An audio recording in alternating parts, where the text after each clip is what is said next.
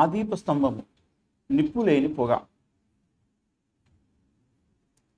అవును, నిప్పు లేనిదే పొగరాదు గనక ఒక వ్యక్తి తప్పు చేయకుండా అతని మీదకి నింద రాదు అనడం తెలివి తక్కువ సిద్ధాంతం, తిక్క వేదాంతం. అసలు వదంతులు అనేవి పొగ కాదు, వదంతులే నిప్పు. అసలు నాలుక అగ్నియే, నాలుక ప్రకృతి చక్రములకు చిచ్చుపెట్టును అంటోంది లేఖనం. యాకోబు పత్రిక 3వ అధ్యాయం 6వ వచనంలో. ఎంత కొంచెము నిప్పు ఎంత విస్తారమైన అడవిని తగలబెట్టును అని విస్మయం వ్యక్తం చేశాడు యాకోబు. 5వ వచనం. తప్పు అనేది నిప్పు, వదంతి అనేది పొగ అన్న నిర్వచనం సరైనది కాదు.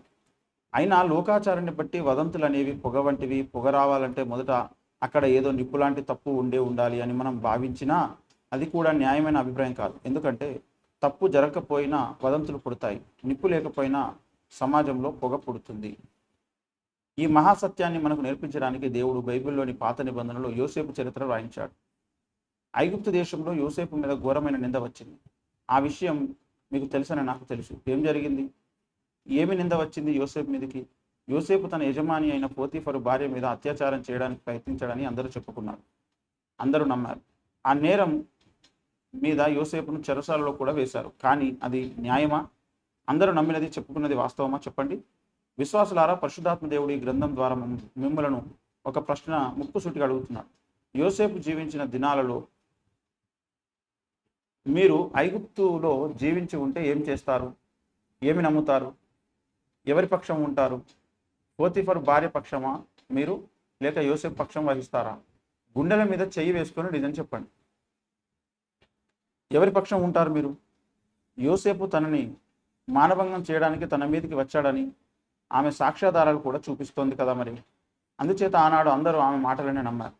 ఆదికాండం 39వ అధ్యాయం 14-15 వచనాల్లో చూస్తే, నేను బిగ్గరగా కేక వేయుట వాడు విని నా దగ్గర తన వస్త్రమును విడిచిపెట్టి తప్పించుకొని బయటికి పారిపోయినని అందరికీ ఆ వస్త్రాన్ని చూపిస్తూ చెప్పింది ఆ పాపాత్మురాలు.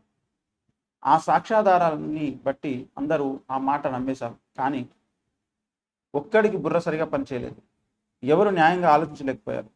యోసేపు ఆమెను పట్టుకుంటే ఆమె వస్త్రం యోసేపు చేతిలోకి రావాలి, కానీ యోసేపు వస్త్రం ఆమె చేతిలోకి ఎలా వస్తుంది? ఆమె యోసేపు మీద చేతులు వేసింది కాబట్టి యోసేపు వస్త్రం ఆమె చేతుల్లోకి వచ్చింది.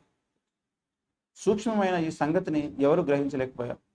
పోతీఫరు భార్య చేతిలోని ఆ యోసేపు వస్త్రమే యోసేపు అత్యాచారం తలపెట్టినట్లు రుజువు చేస్తుంది అనుకున్నారు.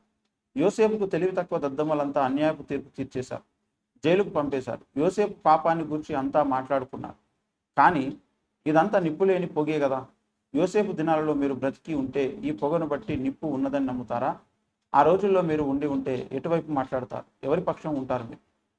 ఇంత చెప్పాను గనక ఆనాడు నేను బ్రతికి ఉంటే యోసేపు పక్షం వహిస్తాను అని ఇప్పుడు చెప్పవచ్చు. కానీ ఎలా నమ్మాలి మీ మాట? మీరున్న ఊళ్ళో, మీరున్న స్థానిక క్రైస్తవ సంఘంలో, మీ బంధువర్గంలో ఎందరో యోసేపులను మీరు ద్వేషించారు కదా. ఎందరికో మీరు అన్యాయపు తీర్పు తీర్చారు కదా. నా జీవితంలో నేను ఎన్నడూ ఎవరికి అన్యాయపు తీర్పు తీర్చలేదు అని మీరు గుండెల మీద చేయి వేసుకొని చెప్పగలరా? మీరు ద్వేషించిన వాళ్ళు, మీరు దూరం చేసుకున్నవారు, మీరు ఎవరి మీదనైతే నిందలు ప్రచారం చేశారో వాళ్ళు నిజంగా తప్పు చేసిన వారే, తప్పిదస్తులేనని మీరు నిజంగా నిరూపించగలరా? ఈనాడు క్రైస్తవ సమాజంలో నెలకొన్న పరిస్థితి చాలా దారుణంగా ఉంది, ప్రమాదకరంగా ఉంది, దేవుని కోపాన్ని మండించేదిగా ఉంది. అత్యధిక శాతం క్రైస్తవులకు దాపురించిన ఒక అంతు పట్టని వింత రోగం. యెషయా గ్రంథం 5వ అధ్యాయంలో దేవుడు ఈ వింత రోగులను గూర్చి మాట్లాడుతున్నాడు. ఈ వింత రోగం వచ్చిన వారు చాలా విచిత్రంగా ప్రవర్తిస్తూ ఉన్నారు. 20వ వచనం చూడండి. కీడు మేలనియు మేడు కీలనియు చెప్పుకొని చీకటి వెలుగనియు వెలుగు చీకటని ఎంచుకుని వారికి శ్రమ,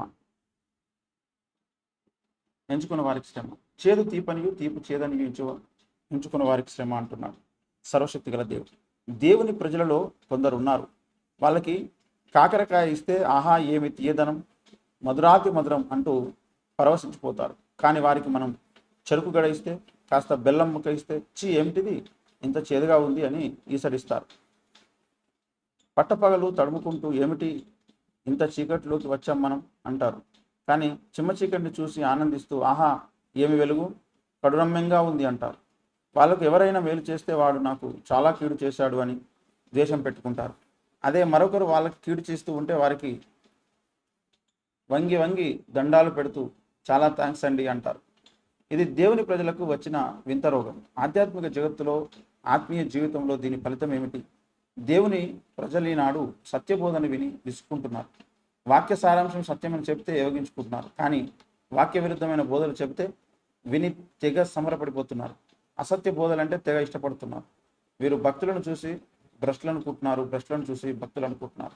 సత్యబోధన చూసి అసత్యం అనుకుంటున్నారు, అబద్ధ బోధనేమో సత్యం అనుకుంటున్నారు. సత్య ప్రవక్తనేమో ద్వేషిస్తున్నారు, అబద్ధ బోధకులనే పల్లకి ఎక్కించి మోస్తున్నారు. సంఘాలను సంస్కరిస్తుంటే అయ్యయ్యో మా సంఘాలను పాడు చేస్తున్నారని గుగ్గులు పెడుతున్నారు. మరోవైపు కొందరు బోధకులు పౌలు బోధకు పూర్తి విరుద్ధమైన బోధలు చేస్తుంటే ఆహా ఏమి అద్భుతమైన బోధకుడు అంటూ నెత్తిన పెట్టుకుంటున్నారు. ఈ వింత రోగం పోవాలంటే విశ్వాసులు ఇలా తిక్కగా ప్రవర్తించి అన్యాయపు తీర్పు తీర్చి రేపు న్యాయ తీర్పు దినాన దేవుని ఎదుట దోషులుగా అపరాధులుగా నిలబడకుండా ఉండాలంటే ఇప్పుడు యావత్ క్రైస్తవ సమాజం ఈ విషయంలో మారు మనసు పొందాలి, పశ్చాత్తాపడాలి. దేవుని అడిగి జ్ఞానాన్ని, తీర్పు తీర్చే జ్ఞానాన్ని పొందాలి. విశ్వాసులు తమ సాటి విశ్వాసులకు న్యాయంగా తీర్పు తీర్చాలి. ఒక వ్యక్తి పట్ల ఒక అభిప్రాయాన్ని ఏర్పరచుకోక ముందు చాలా జాగ్రత్తగా ఆలోచించి సరైన అభిప్రాయాన్ని ఏర్పరచుకోవాలి. ఒక చెడ్డవాడిని ప్రేమిస్తే నిత్యత్వంలో మనం నష్టపోయేదేమీ ఉండదు. కానీ ఒక నీతిమంతుని, దేవునికి ఇష్టడైన ఒక వ్యక్తిని ద్వేషిస్తే మాత్రం నిత్యత్వంలో దేవుని ఎదుట దోషిగా తలదించుకొని నిలబడవలసి వస్తుంది.